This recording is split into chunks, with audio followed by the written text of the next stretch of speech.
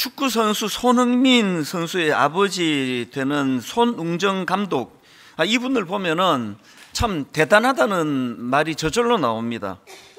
이 아버지가 계속 강조하는 게 아들 손흥민 선수는 아직 월드 클래스가 아니라는 겁니다. 축구를 조금만 아는 사람이면 모든 사람들이 이제 이 손흥민 선수는 월드 클래스 반열에 들어갔다, 세계 최정상급이다, 모두가 다 이렇게 평가하는데 이 아버지만 계속 그 아니라고 그렇게 우기고 있는 게 참 독특하게 느껴집니다. 그런데 저는 이런 주장을 하는 그 아버지의 마음이 뭔지 좀 알 것 같습니다. 제가 아버지다 보니까 그 감정이입이 좀 되는 것 같아요. 이 아버지의 마음은 딱 이걸 거라 생각합니다. 이미 아들이 이 세계 최상급의 월드 클래스 선수가 됐지만, 그러나 그것 때문에 교만하지 말고, 그것 때문에 방심하지 말고 계속 꿈을 향하여 달려가기를 바라는 마음, 그 마음이 이 아버지의 이런 표현 속에 담겨 있지 않을까, 그런 생각을 해보는 겁니다. 사실 이 손웅정 감독님이 그 신앙생활을 잘하는 크리스찬이기 때문에, 그래서 저는 참 유심히 지켜보거든요. 이번에 신간이 나왔다 그래서 벌써 구입했습니다. 그리고 또 이런 인터뷰가 있으면 막 뒤져가면서 제가 이제 이 내용을 살펴보는데요. 이번에 또 새로 한 이 인터뷰 기사를 제가 뒤져보다가 새삼 두 가지 포인트에 놀랐습니다. 이분이 인터뷰에서 이런 말을 하는 겁니다.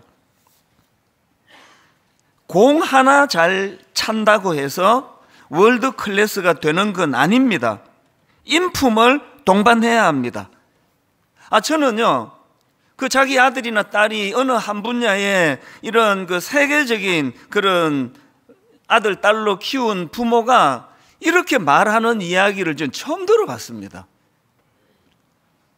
이게 저를 놀라게 했고요.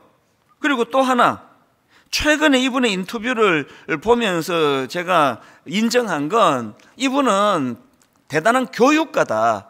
그리고 이분은 아들을 성공시키기 위한 굉장한 전략을 갖고 있었다, 그런 생각을 했습니다.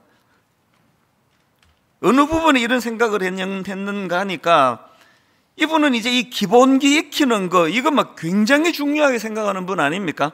그래서 어린 손흥민 선수 기본기 익히는 데만 7년의 세월을 쏟아부은 것으로 유명합니다. 시합에도 안 보내고. 여러분, 그 기본기를 익힌다는 게 말이 쉽죠. 사실 이게 얼마나 단순하고 지루한 반복이냐고요. 그래서 기자가 아마 이런 질문한 것 같습니다. 손흥민 선수가 반복되는 일상의 지겨움을 느꼈을 법한데 짜증을 내지 않던가요? 이런 질문을 던지니까요, 한 번도 그런 일이 없었다, 그렇게 답하면서 한 이야기를 그대로 읽어드릴게요. 짜증이요? 흥민이가요? 아니, 자기 꿈이 여기에 있는데 무슨 짜증을 왜 내겠습니까? 제가 이 말을 보면서 손흥민 선수의 인품을 다시 한번 더 생각했지만, 여기에 아버지 전략이 녹아 있는 거거든요. 그냥 막 우격다짐으로 막 10바퀴 뛰어라, 20바퀴 뛰어라, 이게 통하는 시대가 아니잖아요.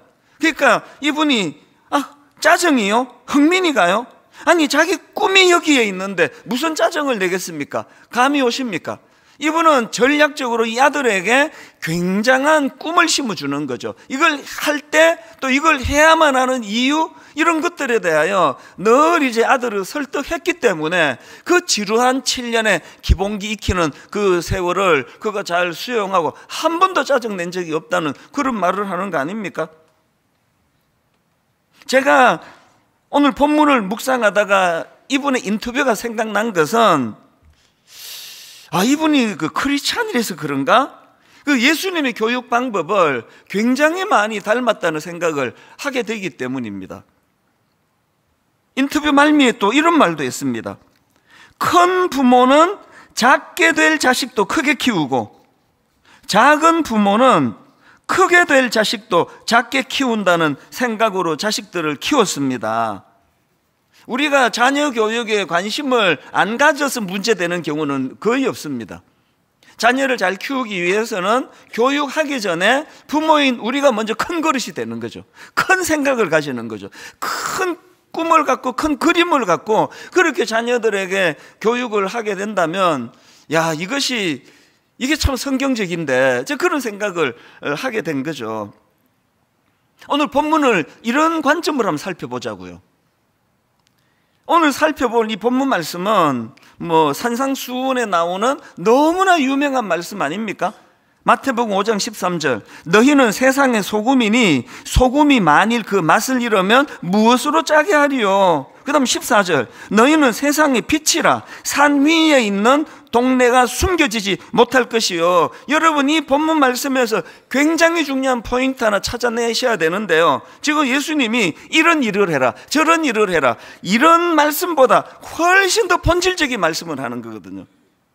여러분, 너희는 소금의 역할을 감당해라 이렇게 말씀하시는 거하고 너는 소금이다, 이 차이를 아시겠습니까? 이 본질에 대한 이야기를 하고 있는 거거든요. 예수 믿는 우리가 가장 먼저 그리고 가장 중요하게 생각할 변화는 우리 행동의 변화가 아니고 자기 인식의 변화예요. 그래서 여러분, 사도 바울도 고린도후서 5장 17절에서 그런즉 누구든지 그리스도 안에 있으면 새로운 피조물이라, 이게 너는 소금이야, 너는 빛이야, 그 얘기 아닙니까? 이전 것은 지나갔다, 새 것이 되었다. 우리가요, 예수 믿은 우리가 먼저 우리 자신에 대한 이런 존재의 변화를 인식하지 않으면요, 우리는 자꾸 기독교를 싸구려 종교로 전락을 시켜버려요. 허구한 날 예수 믿고 복 받기를 원합니다, 부자 되기 원합니다, 돈 벌기 원합니다, 승진하기 원합니다. 이건 존재에 대한 문제는 아니잖아요. 우리 존재에 대한 정리가 먼저 일어나고 그 존재가 행동을 바꾸어 준다는 사실을 경험하는 이 즐거움을 맛보는 게 이 신앙생활의 절차거든요. 이 존재, 제가 한 청소년 사역할 때니까 한 30대 초반, 아마 중반, 그때 제가 아주 혈기 왕성할 때예요. 얼마나 욱욱 이런 게 이제 잘 올라오던 때인데요, 그때 뭔 일로 내가 화가 났는지 기억은 안 나는데요, 이게 누적된 이제 어떤 이웃과의 마찰이 있었던 것 같아요. 이게 주차 문제였나 싶기도 한데요, 그때 이제 빌라 3층에 살았는데 이제 뚜껑이 열린 거예요. 그래서 이제 그 사람을 향해서 이제 막 내려가는데요, 여러분이 아시는지 모르겠는데 이 다혈질들이 뚜껑이 열리면 발걸음이 빨라지고 말이 빨라져요. 그 3층에서 슬리퍼를 끌고 다다다다다다다다다 이제 가고 있는 중인데 예기치 않게 머릿속으로 확 생각 하나가 지나간 겁니다. 열받아가지고 다다다다다다 가고 있는데, 아참, 나 목사지.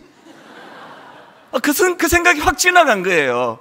그래서요, 다다다다다다다다다다다, 아이 아저씨 왜 그러세요? 그렇게 하고 그냥 올라갔던 기억이 나거든요. 이게 자기 인식이에요. 아참, 나 크리스찬이지. 나 참 순장인데 내가?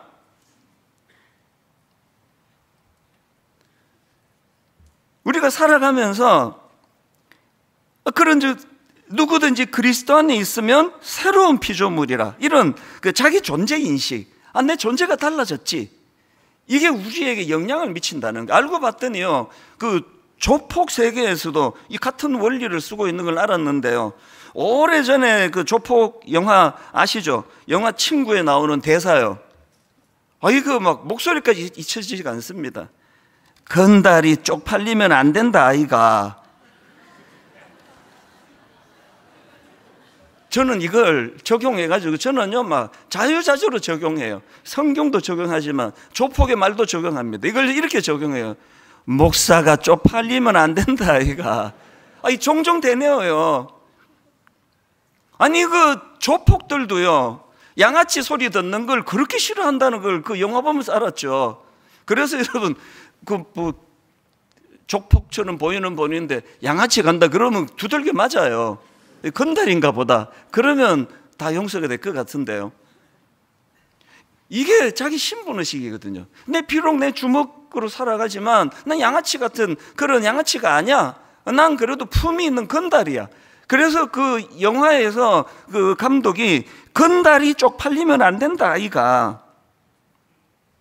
우리가 그리스도의 십자가로 나는 이제 세상의 소금이 되었다, 나는 세상의 빛이 되었다, 나는 새로운 피조물이 되었다, 이 존재를 계속 우리가 되뇌이는 거죠. 그래서 제가 목사기 좀 저속한 말이긴 한데요, 아니 목사가 쪽팔리면 안 된다 아이가, 제가 이렇게 독백하는 그 포인트는 사실은 주님이 가르쳐주신 말씀과 같은 내용 아닙니까? 지난주에 소개해드렸던 언더우드 선교사님이요, 그가 그 당시 듣지도 보지도 못했던 그 미개한 조선이라는 나라를 위하여 그 자기 그 약혼녀에게 파혼을 당하고, 이런 상황에서도 그렇게 그 조선을 향한 꿈을 놓지 않을 수 있었던 원동력도 저는 이거라 생각합니다. 주님이 그에게 주셨던, 너는 소금이잖아, 너는 빛이잖아, 그러니까 아직 복음이 스며들지 않은 그 어두운 나라에 가는 거 당연한 거 아니냐? 그게 그 사람에게 삶의 소명을 가져다 주는 게 되더라는 거죠.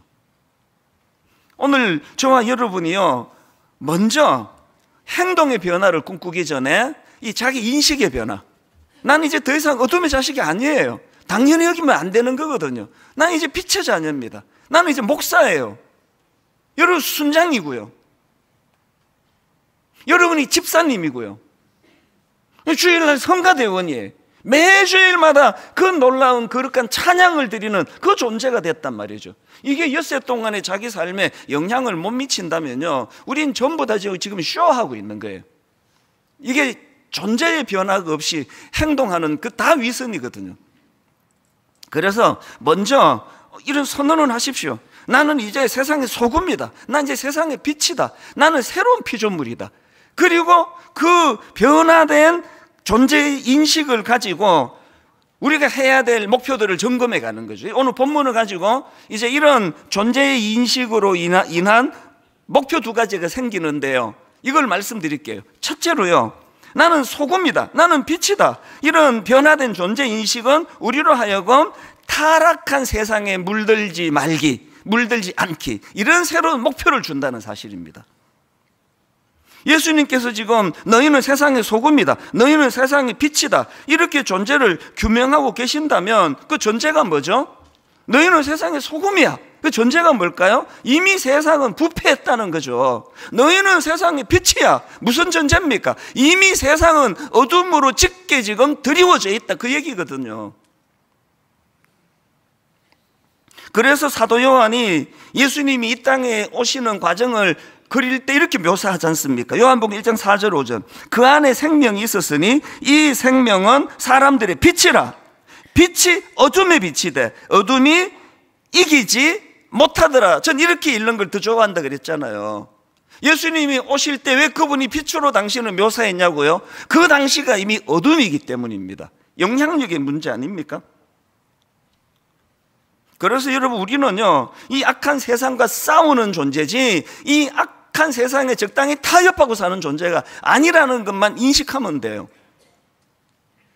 그래서 소금이요, 만약 이 부패한 소금이 세상을 변화시키지 못하고 소금이 세상의 영향을 받아서 맛을 잃어버리면 어떤 결과가 나타나느냐, 그게 무서운 13절에 나오는 내용입니다.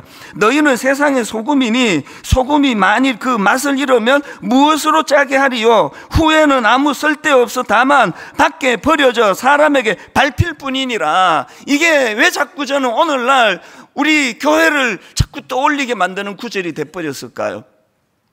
지금 한국 사회가 굉장히 혼란하고 굉장히 지금 참 그 청년들이 보기에 부끄러운 이런 일들이 많이 일어나는 타락한 그런 사회라고 다들 이야기하는데, 누가 지금 교회를 기대하느냐고요. 지금 누가 이 어두운 한국 걸 밝히는 대안이 지금 교회라고 우리는 맨날 그렇게 떠들어대지 누가 그걸 인정하느냐고요.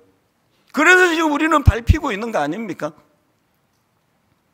제자들을 향한 예수님의 간절한 기도를 한번 보십시오. 요한복음 17장 15절, 내가 비옵는 것은 그들을 세상에서 데려가시기를 위함이 아니요 다만 악에 빠지지 않게 보존하시기를 위함이니이다. 너 믿음 좋네? 이제 너 천국 가, 이제 자격 있다. 이게 하나님 나라의 법칙이 아니에요.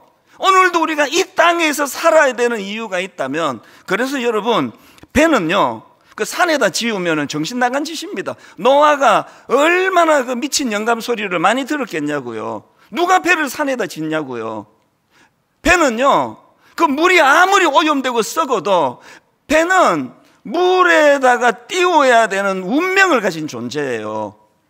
그런데 배가 가진 어떤 경우라도 배는 물에다가 띄워야 되는데 배가 가진 사명이 뭐죠? 그 오염된 물이 스며들지 못하게 하는 거죠. 그 배에 그 물이 자꾸 스며들면은요, 이제 깔아앉아가지고 이제 뭐 끝장나는 거 아닙니까? 그래서 예수님께서 16절에서 이렇게 강구하십니다. 내가 세상에 속하지 아니한 같이 그들도 세상에 속하지 아니하였사옵나이다. 배가 지금 물 위에 떠 있지만 이 배는 그 물의 영향을 받고 있지 않는 거거든요. 제가 최근에 우리 교회 청년 자매와 대화를 하다가 큰 감동을 받았습니다. 사실 제가 그 어머니 신방을 갔는데 그때 이 청년이 와 있었어요. 보니까 그냥 뭐 야리야리한 또 뭐 그 젊은 여성이 갖고 있는 소심하고 뭐 그런 평범한 자매였는데요. 이 대화를 나눠 보니까 이 자매 안에 불이 있는 거예요, 불이. 제가 그 어머니 신방을 갔는데 그 자매랑 계속 대화를 나누었어요. 그랬더니 이제 며칠 뒤에 뭐 긴 장문의 메일이 왔습니다. 마음 같아서 막 다 읽어드리고 싶지만 시간만 된다면요. 그 중에 이제 핵심 포인트가 이거예요. 한 대목을 읽어드릴게요. 결론부터 말씀드리면 저는 The Count Culture, 이 단어는 이따 설명을 드릴게요. The Count Culture of the Kingdom of Christ, 이것을 꿈꾸는 사명과 비전을 가지고 다시 가슴 뛰는 삶을 살아가기 시작했습니다. 이 사람이 말하는 카운터 컬처는요, 이게 사전적 의미로는 사회의 지배적인 문화에 반대하고 적극적으로 도전하는 문화. 그래서 옛날에 그 미국에서 히피 문화, 이걸 카운터 컬처라 그래요. 기존 그 문화에 저항하고 거기에 대항하고 막 머리 기르고 다니고 그 이제 히피들, 이런 것들이 다 카운터 컬처인데, 이 자매는 그 용어에다가 하나님 나라를 넣어가지고 자기는 지금 이 악한 문화에 도전하는, 그래서 변혁을 일으키는 카운터 컬처 정신이 있습니다. 그래서 나는 이 세상에 물들지 않을 것입니다. 비록 자기 직장에서 뭐 조그마한 삶인지 모르지만 나는 이 세상에서 거기에 이 문화를 변화시키는 일을 꿈꾸고 있습니다. 그리고 결혼할 남자친구도 이 꿈이 같기 때문에 결혼하기로 했다고, 이런 멋진 말을 하더라고요. 여러분, 우리 교회에서 이런 청년이 자라고 있습니다.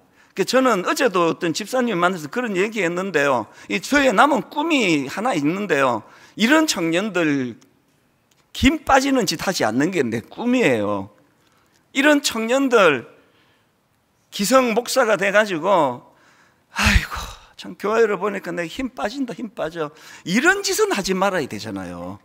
그게 제 목표라니까요.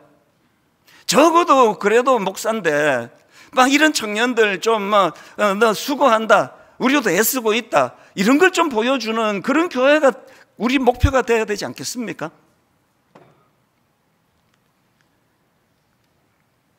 소금은 부패를 막는 도구인데, 다른 말로 하면 그 부패가 확산되는 걸 방지하기 위해서 싸우는 게 소금이에요. 싸우는 거. 제가 대학생이던 80년대 초에는요, 막 어른들이 막 교회 가면 막 대놓고 이런 이야기 하는 걸 여러 번 들었습니다. 우리나라는 정직하면 사업 못한다. 김 집사 정신 차리라. 그렇게 다 세금 내고 그렇게 정직해 갖고는 절대 사업 못한다. 심지어는 이런 말도 내가 들었습니다.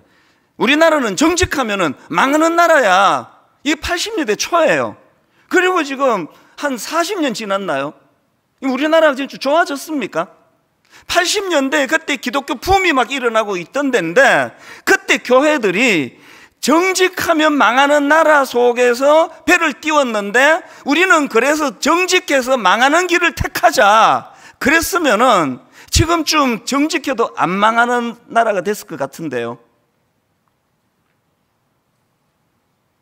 목회하는 저의 목표가 뭐가 돼야 되겠습니까? 분당에서 제일 큰 교회 만드는 거요? 제일 큰 건물 짓는 거요. 설교 조회수가 제일 많은 목사가 되는 거요. 저의 목표는 그 청년을 만나고 카운터 컬처, 어떤 경우라도 세상적인 방법을 동원하지 않고 어떤 경우라도 교회 내막을 다 들여다봤을 때 우리 청년들이 자기가 출석하는 교회를 부끄러워하지 않게 하고 대놓고 교회를 비난하는 시대에 그 왜 알지도 못하면 그런 소리 하니? 나 분당 우리 교회 다녀. 한번 와봐. 우리 그런 교회 아니야. 이렇게 말할 수 있는 교회를 만드는 거. 이게 카운터 컬처예요. 그러기 위해서 우리 싸워야 돼요. 외부에 적도 많고요. 무엇보다 우리 본능과 싸워야 됩니다. 요한 1서 2장 15절을 보십시오. 이 세상이나 세상에 있는 것들을 사랑하지 말라. 누구든지 세상을 사랑하면 아버지의 사랑이 그 안에 있지 아니하니 이는 세상에 있는 모든 것이 육신의 정욕과 안목의 정욕과 이생의 자랑이니 다 아버지께로부터 온 것이 아니요 타락한 세상으로부터 온 것이라. 그래서 우리 싸워야 돼요. 자꾸 뭐가 썩었니 뭐 정치도 썩었고 경제도 썩었고 뭐 교회도 썩고 이 말하기 전에 우리 내면을 단속해야 돼요. 이 안에 그 썩은 세상과 타협하고자 하는 저급한 본능이 있잖아요. 이것과 싸워야 돼요. 그래서 제가 그 저속한 표현으로 그 목사가 쪽팔리면 안 되잖아. 저를 자꾸 꾸짖고 하는 그게 싸우는 거거든요. 육신의 정욕과 싸우세요. 아니 남편이나 아내 아닌 어떤 사람이, 그래서 저는요 우리 다락방이 활성화되면서 이제 또 걱정이 많아요. 사단이 또 이것도 장난질을 치면 어떡하지? 자기 아내와 남편 외에는 어떤 경우도 이성은 아무도 없습니다. 그냥 한 사람이에요. 정욕과 싸워야 돼요. 엄난 사이트 방치하지 말고 싸워야 돼요. 안목의 정욕. 여러분 교회 오실 때 너무 고가의 옷은 주중에 입으세요. 교회 오시는데 너무 고가의 옷이, 여러분은 그냥 뭐 그게 익숙해서 입으시겠지만 그 옷을 보면 마음이 상하는 어떤 성도가 있을 수 있다면 그거 배려해 드리는 게 그게 신앙 아닙니까? 이생의 자랑.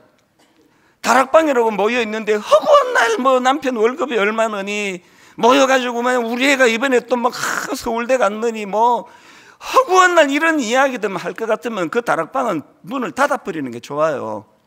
계속 우리의 이 욕구와 싸워야 돼요. 계속 자랑하고 싶은 이런 마음들. 그런가 하면은 오늘 이 시대에 진짜 싸워야 되는 거 성적인 타락 아닙니까? 제가 얼마 전에 그 독일에서 기절할 만한 법을 만드는 기사를 보고 이제는 두려워졌습니다. 독일에서 만 14세 이상이 되면 자기 스스로 성별을 결정할 수 있게 하는 법을 만들었대요. 그래가지고요, 여러분 만 14세면 중학교 2학년 나이에요. 지금 중등부 가서 한번 보세요. 애들이에요. 그런데 독일에서 중2가 되면 성결정권을 그 아이가 갖게 되는데요. 이제 뭐 지금도 이제 수술하고 제가 갑자기 난 이제 성전환 수술했다, 나 이제 여자다, 이것 갖고 신경을 버리는데 지금은요 증빙 자료를 줘야 돼요. 내가 이런 수술을 했던데 이제 독일에서는 이게 11월부터 시작이에요. 독일에서는 그런 서류 없이 우리로 치면 동사무소에 가가지고 나 지금 만 14세인데요 내 지금 남자인데 나 이제 오늘부터 여자 할 거예요.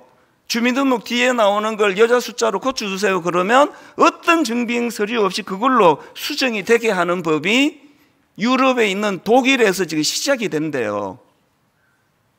더 놀랐던 것은요, 이미 스페인 또 스코틀랜드에서는 의학적, 생물학적 소견 없이 자진신고만으로 성별 변경이 이미 지금 허용되고 있답니다. 이 모르셨죠?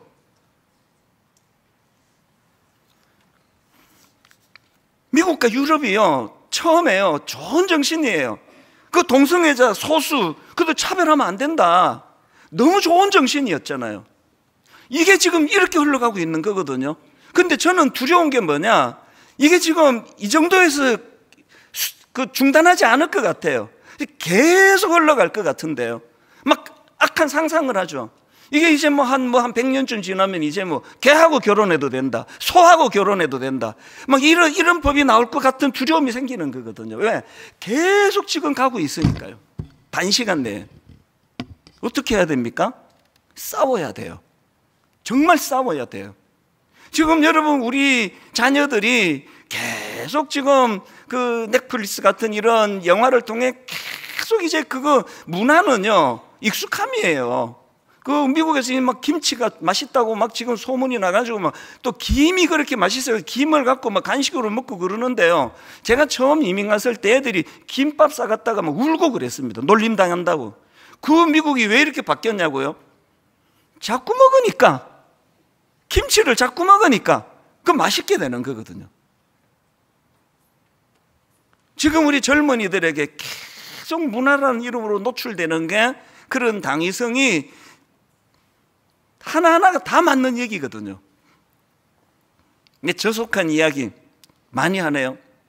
우리 어릴 때 원숭이 똥구멍은 빨개, 빨간 것은 사과, 사과는 맛있다, 맛있는 것은 바나나, 바나나는 길다, 긴 것은 기차, 기차는 빠르다, 빠른 것은 비행기, 비행기는 높다. 그리고는 원숭이 똥구멍이 빨간 걸로 시작했는데 결론이 백두산 뻗어내려 반도삼철 이렇게 되거든요.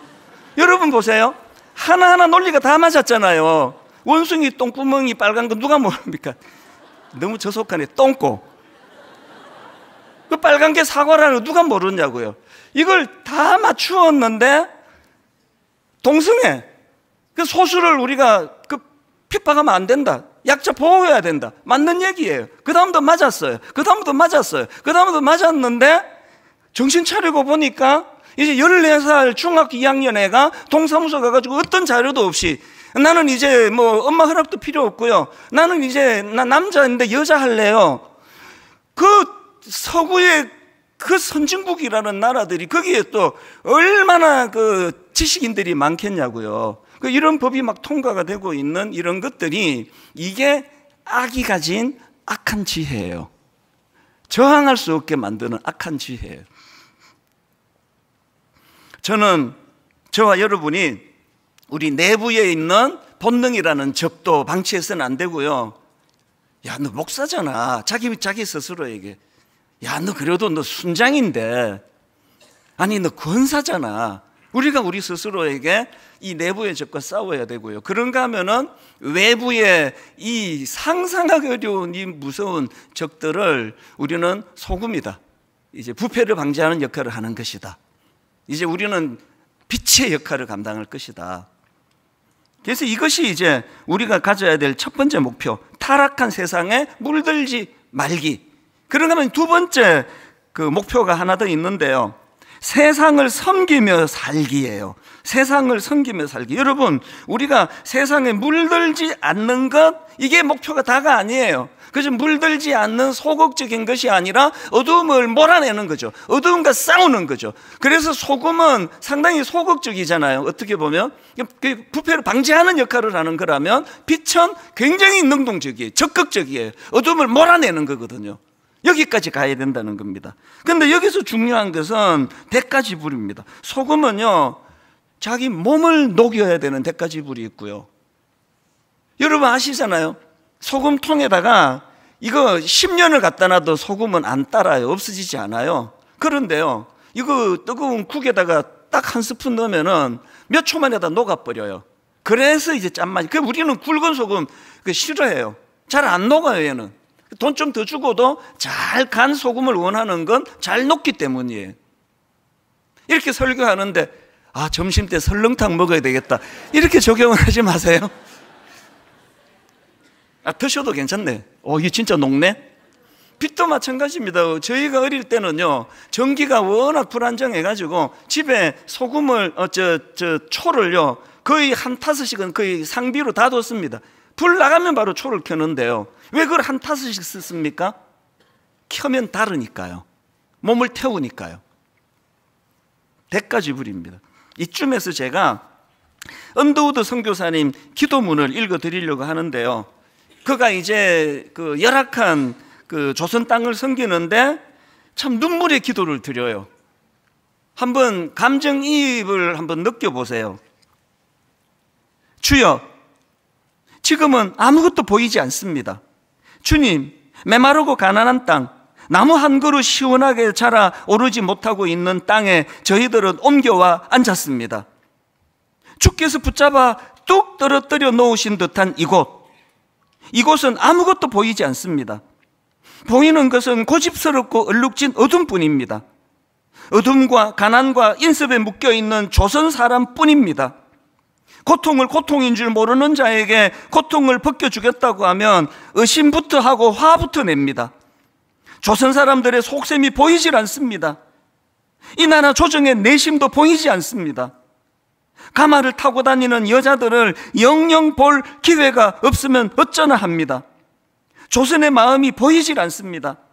그리고 저희가 해야 할 일이 보이지 않습니다. 그러나 주님, 순종하겠습니다. 겸손하게 순종할 때 주께서 일을 시작하시고 그 하시는 일을 우리들의 영적인 눈이 볼 수 있는 날이 있을 줄 믿습니다. 지금은 예배드릴 예배당도 없고 학교도 없고 그저 경계와 의심과 멸시와 천대함이 가득한 곳이지만 이곳이 머지않아 은총의 땅이 되리라는 것을 믿습니다. 주여, 오직 제 믿음을 붙잡아 주소서. 지금 약혼녀에게 파혼당하고 젊은 나이에 미지의 조선이라는 땅에 와서 이것도 결핍이고 저것도 불비하고 그래서 마음의 낙심으로 쓴 것 같은 이 기도문인데요. 근데 여러분, 저는요, 왜 이분의 이 기도문이 비전 선언문처럼 보이는지 모르겠습니다. 그러나 주님, 순종하겠습니다. 겸손하게 순종할 때 주께서 일을 시작하시고 그 하시는 일을 우리들의 영적인 눈이 볼 수 있는 날이 있을 줄 믿습니다. 지금은 예배드릴 예배당도 없고 학교도 없고 그 부족한 것들을 쭉 열거하는 이 모든 것들을 언더우드 선교사는 모든 걸 다 이루어냈잖아요. 비전 선언문인 거예요. 여러분, 여러분의 결핍이, 여러분의 눈물이, 여러분의 아픔이, 그것이 여러분이 빛을 드러내고 소금의 역할을 하는 재료가 될 수 있다는 거 아십니까? 결론을 맺으면서요, 바로 어제 겪은 이야기예요. 우리 교회에 굉장히 신실한 한 남자 성도님이 병으로 돌아가셨습니다. 이분이 얼마나 신실한가 하면은 그 집에 막내가 18살인데요. 고2 나이예요. 이 아버지가 이 아이에게 해준 그 사랑이라는 건 제가 들으면서 제가 너무 부끄러울 정도예요. 모든 사랑을 이 아이에게 다 쏟아붓고 아내에게 다 쏟아붓고 너무너무 신실한 그런 분인데, 그러다 보니까 아빠가 갑자기 돌아가시고 이 막내 아이가 이제 상처가 큰 거예요.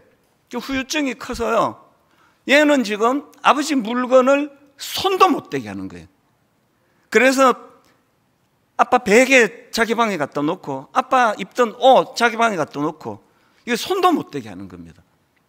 그래서 저한테 SOS를 보내왔는데요.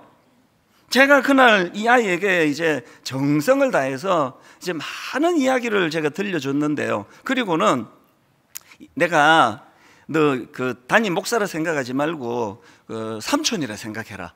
그래서 언제든지 좀 마음이 답답하고 궁금한 게 있으면 언제든지 나한테 연락해라. 그래서 이제 한 번씩 만나는 그런 학생이에요. 근데 이제 금요일 날 만나자고 연락이 온 거거든요. 그 금요일 날 오후에 이제 만났습니다. 얘가 앉자마자 하는 말이 제 가슴을 덜컥 내려앉겠습니다. 목사님, 저 사람은 지옥 간다고 하는데 그거 부당한 거 아닙니까? 그 질문을 저 찾아서 왜 하겠냐고요. 죽고 싶은 거예요. 그러면서 이 아이가 자기 이야기를 하는데요, 자기는 초등학교 때 벌써 학교 선생님 한 분이 아니에요. 학교 선생님에게 엄청난 상처를 받아가지고 헤매였는데 중학교 가서 친구들에게 왕따를 당했다는 거예요. 그리고 추스리려 가니까 고등학교 갔는데 아빠가 돌아가셨다고. 내가 이러고도 살아야 됩니까? 근데 제가 그날 막 이런 조언 저런 조언 하는데 하나도 통하지가 않아요. 뭐 이런 거죠. 너 유료 상담을 좀 받아봐라. 그래서 좀 어느 정도 그 지불을 하고 전문가랑 상담을 하면 굉장히 도움이 될 거다. 그랬더니 얘가 하는 말이 그 벌써 다 해봤는데 소용없더라는 거죠. 그래서 지금 안 한다는 거예요. 이렇게 해도 저렇게 해도 설득이 안 돼 갖고 굉장히 난감했는데 이 아이가 이런 말을 합니다. 목사님, 고난은 그 사람을 성숙하게 한다고, 위로해 준다고 이제 어른들이 하는 얘기겠죠. 고난은 그 사람을 성숙하게 한다는데 제가 지금 초등학교 때부터 지금까지 상처받아 온 게 이게 저를 성숙하게 합니까? 앞으로 내가 또 얼마나 많은 상처를 받겠냐고요. 죽는 게 낫다는 거죠. 그래서 제가 이렇게 말해줬어요. 목사님도 20대 초반에 이민 가서 정말 죽고 싶었기 때문에 네 마음을 너무 잘 안다. 그래서 내가 너 위에 기도해 줄게. 힘내라. 그렇게 하고 이제 기도하고 헤어졌거든요. 그랬는데 그 다음날 아침이에요. 그게 어제 새벽입니다. 묵상을 하는데 하나님이 저에게 강력한 메시지를 주신 거예요. 그래서 제가 이 아이에게 또 연락을 했어요. 좀 만나자. 목사님 할 말이 있다. 그래서 이제 어제 오후에 만난 거거든요. 만나갖고 제가 무슨 이야기를 했느냐 하니까요. 너 있잖아, 어제 목사님도 20대 초반에 이민 가서 죽고 싶었다 그랬잖아. 그 시카고 미시간 호수를 바라보면서 막 이렇게 막 뛰어내리고 싶은 충동이 많이 일어나고 했던 걸 잘 참았는데 내가 어제 너 만나고 나서 무슨 생각했는지 아니? 내 20대 때 안 죽기를 정말 다행이라 생각했다. 내가 죽어버렸으면 너 못 만날 뻔했잖아. 내가 20대 때 죽었으면 내가 너한테 이런 말을 해줄 수가 없는 거가 되잖아. 너 이 꿈을 좀 가지면 어떻겠니? 너 20년이 지나고 너 30년이 지나서 너같이 아픔을 당하는 그런 젊은 청년들에게 네가 그 아이들에게 용기를 주는 이런 일을 네가 살아야 할 수 있는 거 아니니?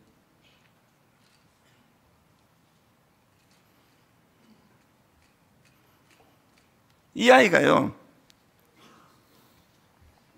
지금 마음이 많이 이제 상해 있어서 학교도 안 나가고요. 지금 교회도 안 나와요. 그랬는데 여러분, 얘가 고등부를 나가기로 결정을 했습니다. 하나님 앞에 이 아이를 위해 저렇게 기도하고 여러분도 기도해 주시는데요. 제가 어제 새벽에 이런 생각을 했습니다. 얘가 나 만나서 도움을 받는 것도 있겠지만 얘 때문에 제가 너무나 얘를 만난 게 너무 감사하더라고요. 여러분이 어떤 아픔이 있다면 그걸 극복해야 되는 이유가 없어서 죽고 싶은 분이 있다면요, 여러분의 신분의식을 생각해 보실 수 없습니까?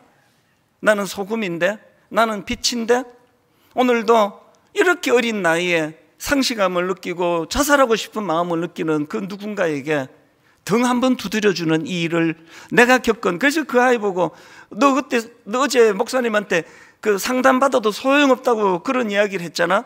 목사님이 추측해 보니까 아마 그분은 너 같은 일을 겪어본 적이 없고 이론만 갖고 말하니까 그게 너한테 와닿지 않았나 봐. 너는 겪었잖아. 너는 네 나이의 아픔이 얼마나 아프다는 거 너는 겪었잖아. 그래서 네가 힘을 내서 살아주면 좋겠다. 살기를 꿈꾸기를 원한다고. 오늘은 선교주일이거든요.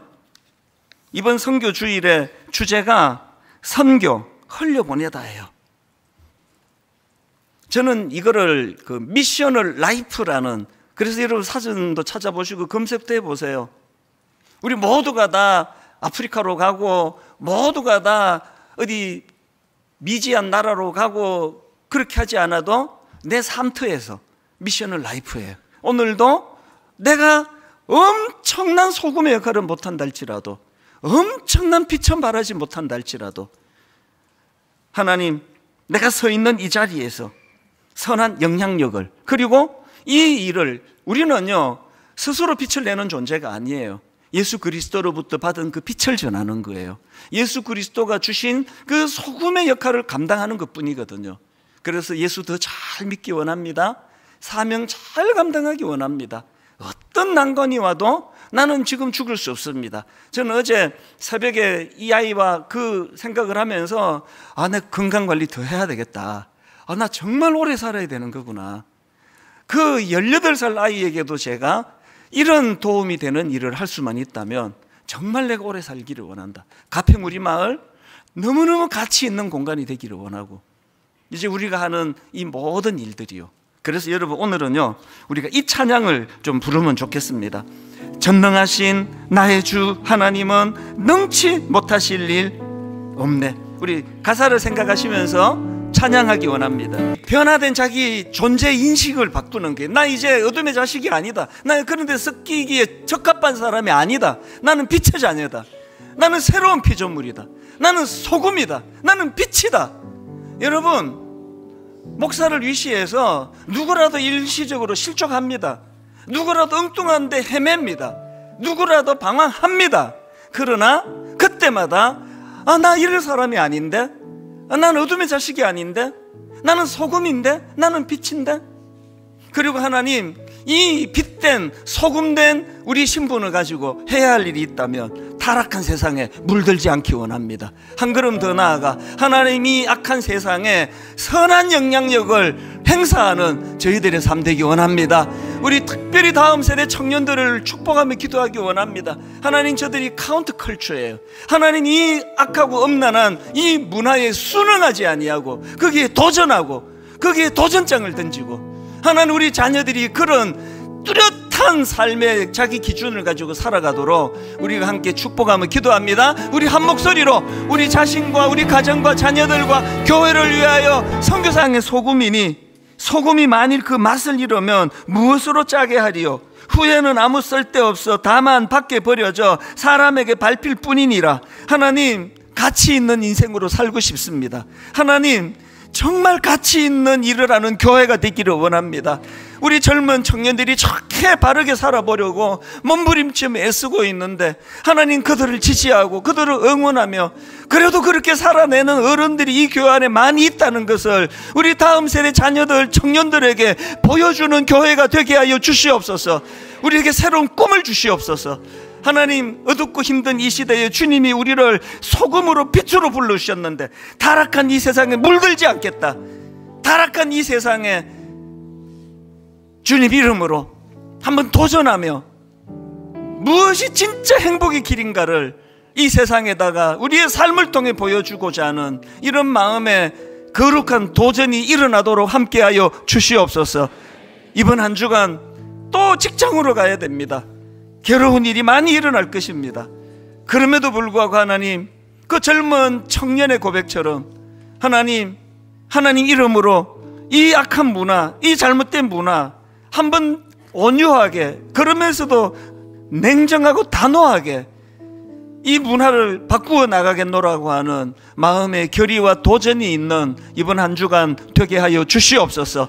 모두가 다 힘을 합하여 우리가 할 수 있는 그 작은 일이라 할지라도 빛의 역할, 소금의 역할, 썩어가는 이 세상을 조금이라도 덜 썩게 만드는 일에, 어두운 곳을 조금이라도 주님의 빛으로 비추어 주는 일에 그렇게 쓰임받는 귀하고 아름다운 한 주간이 되도록 인도하여 주시옵소서.